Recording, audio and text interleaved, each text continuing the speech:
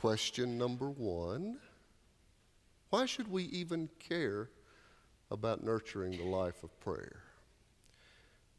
Samuel Johnson, the English poet, was once asked what the strongest argument for prayer was. He said, "Sir, there is no argument for prayer." He didn't mean, of course, that prayer is irrational.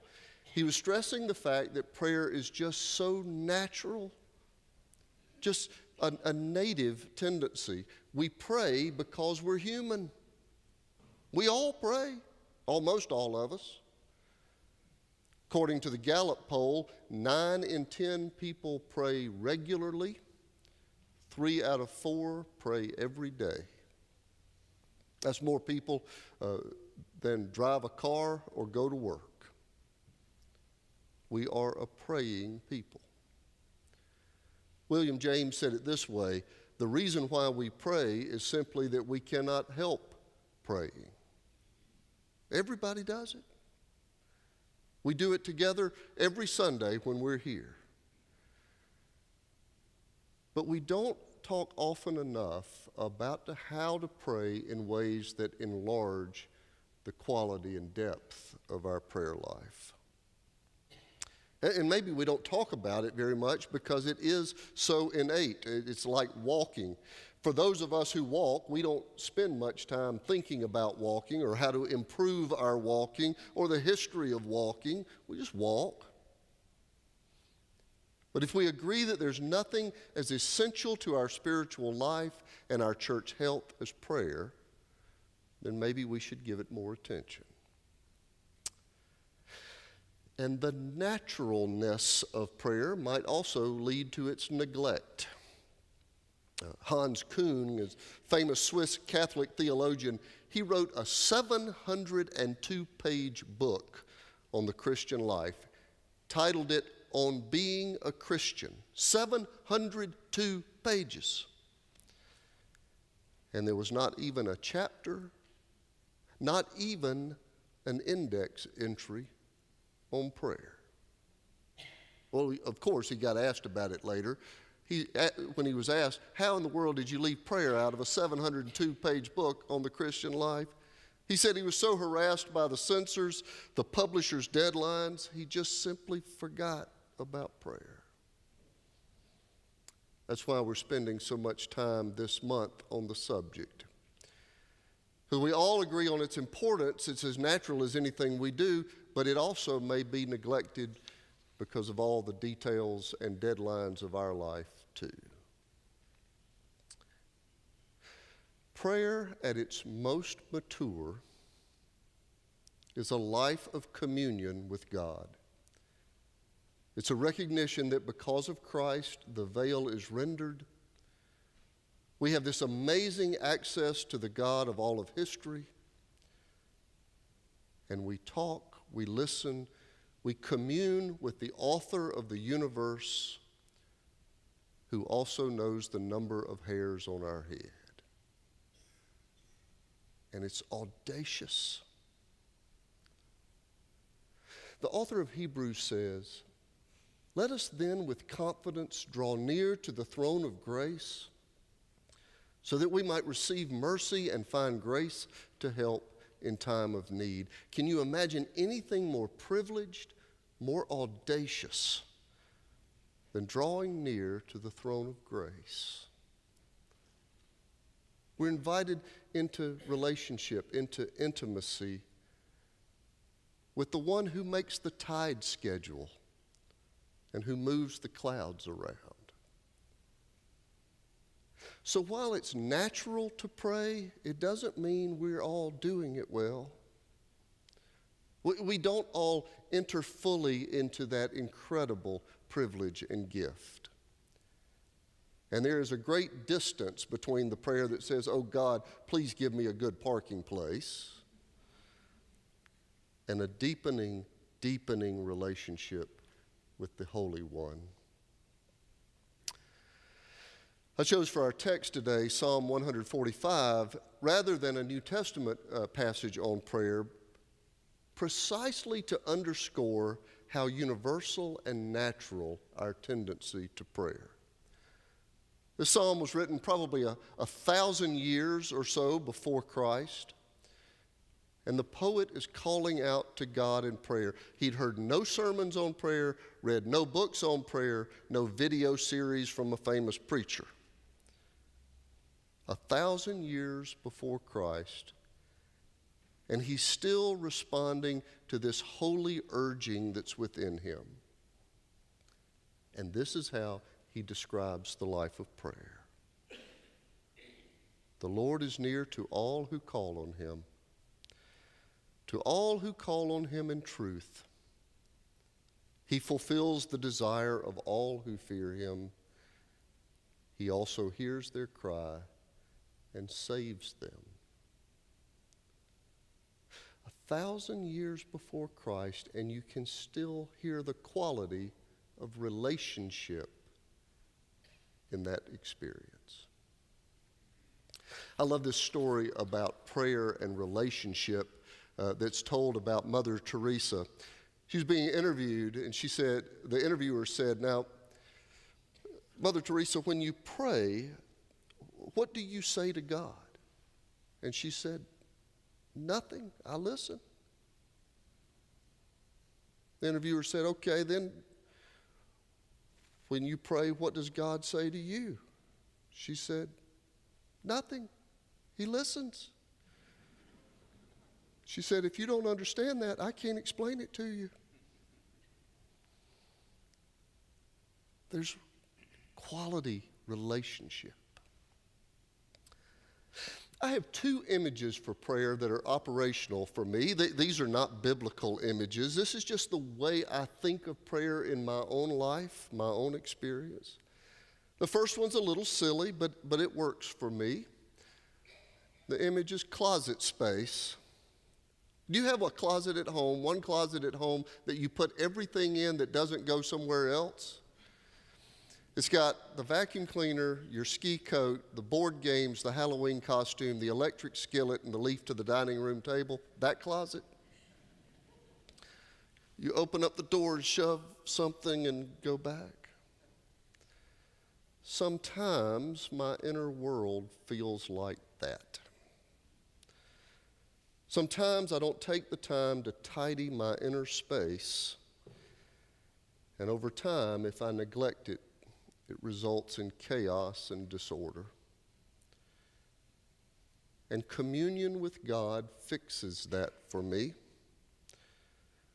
One of the things that happens for me in prayer is that I enter into that messy chaos of a closet, and I sit in the presence of God, and I try to put stability back into my inner world. Sitting alone with the Holy One until the clutter seems to find its place. In prayer, I can see the things in that closet that need to be kept and treasured, the things that need to be discarded. I reclaim my purpose, replenish my gratitude, renew my trust, reorder my private world. If the inner chambers are neglected enough, we lose control. My favorite description of what happens if we neglect long enough was written by the 19th century author Oscar Wilde. This is what he wrote. "The gods have given me almost everything, but I let myself be lured into long spells of senselessness and sensual ease. Tired of being on the heights, I deliberately went to the depths in search of a new sensation. I grew careless of the lives of others. I took pleasure where it pleased me and passed on. I forgot that every little action of the common day makes or unmakes character, and that therefore what one has done in the secret chamber, one must someday cry aloud from the housetop. I ceased to be Lord over myself. I was no longer the captain of my soul, and I did not know it. I allowed pleasure to dominate me. I ended in horrible disgrace. So at one level, prayer is as natural and as innate as walking, but praying, God, I hope it stops raining, or sentence prayers that the traffic will clear so you can make it to the meeting, doesn't really clear space in the closet. And neglecting the inner life over time, well, the rats will come out to play. My second image for prayer is physical fitness and muscle development. We all pray like we all have muscles. But like our muscle development, capacity is increased with use. If you lift more weight and lift it more often, your muscles will grow bigger. But if you neglect, everything goes flabby. And children are encouraged to just play for an hour. There's no course in physiology. Just go and run and play and sweat and chase and hydrate and then go run and play again. But later, fitness becomes smarter. We learn how different muscles work. We learn about exercise and recovery, proper lifting technique, how to isolate the triceps. Our prayer life should have the same growth into deeper understanding, richer experience. Every adult does some exercising. For a while, I was kind of neglecting and told people that the only exercise I was getting was twice a day I walked in front of the Family Life Center. That's really not enough. But it is exercise. Everybody's got some level of exercise, like everybody's got some prayer life. But there's a huge difference between that group who are in the Family Life Center every morning at 6 o'clock pounding and clanging free weights, and the folks whose only exercise is a walk to the fridge. A disciplined life of prayer enlarges all of the important muscles of spiritual health. And the more we pray, our sense of being loved grows bigger. Our trust in the ultimate care of God enlarges. Our generosity grows. Our care for others develops. Our calling and purpose get bigger and stronger. And like exercise, the more we trust God's loving care, the more that capacity to trust gets developed, the muscle grows. In prayer, we come to understand God's purpose in the world, and we grow stronger in our capacity to participate and throw ourselves into that great purpose. And the stronger these muscles become, the more powerful our work and our witness. If we operate from a center, then we have more self-control, but also we have more impact on the world around us. As the renowned Quaker Thomas Kelly says, we're trying to be several selves at once without all our selves being organized from a single mastering life within us. Life is meant to be lived from a center, a divine center. Each one of us can live such a life of amazing power and peace and serenity, of integration and confidence and simplified multiplicity on one condition. That is, if we really want to. So do you really want to?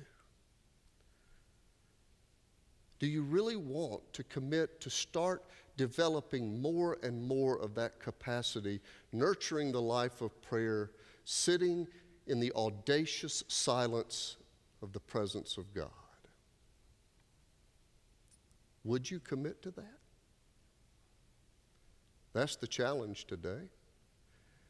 You may want to say yes to that challenge. You may want to say yes to some other urging of God's Spirit. But when we stand and sing together, I invite you to say yes to whatever you hear God beckoning. And if you would like to make that yes a public yes, I'll be down front to receive you. Let's stand and sing.